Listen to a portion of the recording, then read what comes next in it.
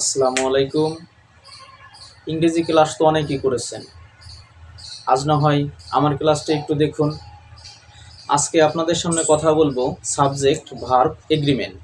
যদিও এগুলো পেইড ক্লাসে পড়ানো হয়, আমি আপনাদেরকে ফ্রি পড়াচ্ছি। একবার শুধু দেখেন, আপনার না বোঝার কিছু থাকবে না। এবং সমস্ত চাকরির পরীক্ষায় এবং যে সমস্ত স্টুডেন্টরা ইন্টারমিডিয়েট, অনার্স এবং এসএসসিতে পড়ছেন বা পরীক্ষার্থী, তাদের জন্য অনেক উপকার আসবে। এই রুলসগুলো যদি আপনি কমপ্লিট করেন, তাহলে আশা করি এর বাইরে আপনার আর কিছু করতে হবে না।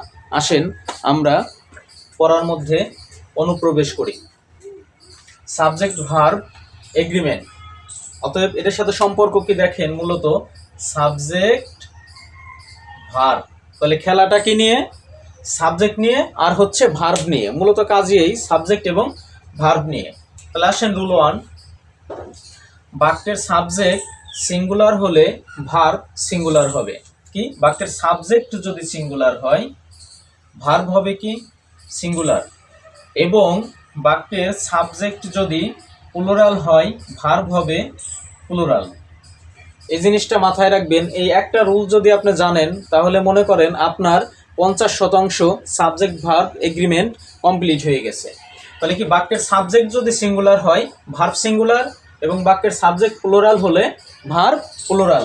দেখেন সিঙ্গুলার ভার্বগুলো আমি লিখে দিয়েছি, am, is, was, were, has plus সকল এস এবং ইএস যুক্ত যত ভার্ব আছে সবগুলোই কি সিঙ্গুলার ভার্ব।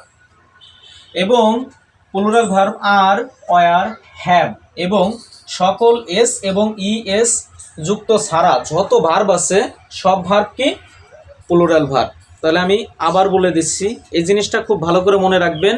কি?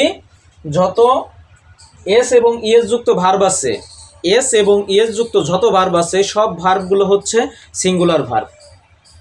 আর যত এস এবং ইএস ছাড়া ভার্ব আছে সব কি প্লুরাল ভার্ব।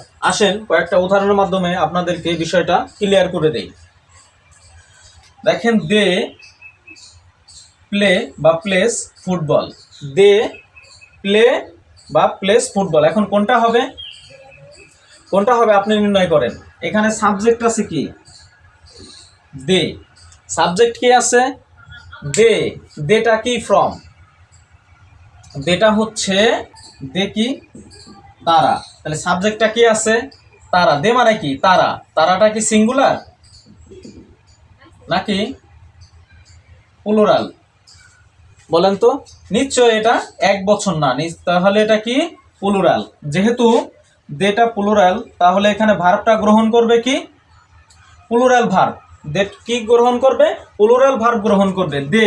তাহলে এখানে প্লে এবং প্লেস, আমরা জানি ইএস যুক্ত যত ভার্ব আছে, এস অথবা ইএস যুক্ত ভার্ব আছে সবগুলো কি সিঙ্গুলার ভার্ব।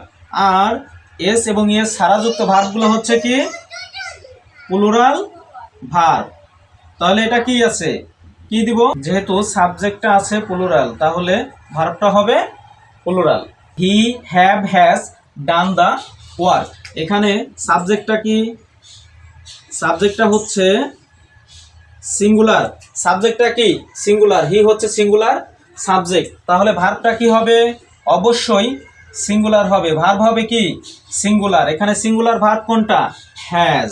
তাহলে he has done the work.